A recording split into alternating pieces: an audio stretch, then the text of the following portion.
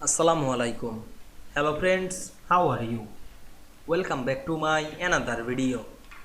In this video, I am going to show you how to save a template in Microsoft PowerPoint.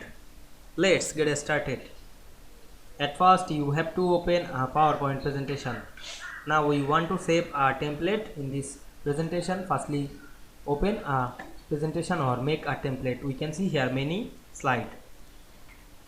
Then go to the file menu, click the save as option and select the browse.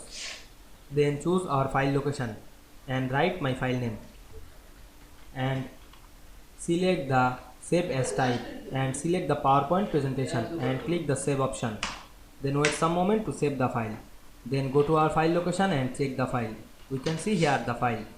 I hope you enjoyed the video. Please like, comment, share and subscribe my channel. Thanks for